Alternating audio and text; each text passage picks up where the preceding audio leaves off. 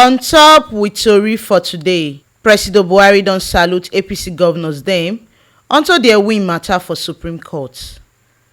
Naija President Muhammadu Buhari don salute all Progressive Congress governors unto dem win matter for Supreme Court unto say dem use better clear matter take win am.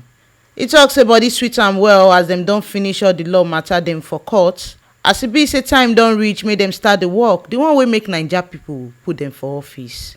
President Buhari tok say the ogbonge thing wey democracy now give Naija pipo na the chance wey dem get to fit go court to fit take settle the matter, the one wey no dey well for dem body. E con tell the governors dem say make dem no see the pipo wey carry dem go court as dem enemies, as this one na the right wey the pipo dem get as Naija pipo. President Muhammadu Buhari con remind APC governors dem say make dem no do swegbe matter as work still brekete put for ground make dem do.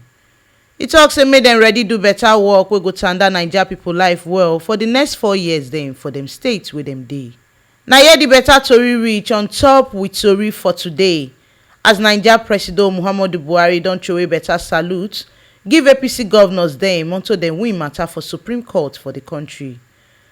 And this ogbonge informate wey we now give una so na on top with tori for today, and na T Live Media na im bring am come. To continue to dey get this ogbonge and sharp informate, make una no forget to like, comment and subscribe for our YouTube channel for T Live Media TV.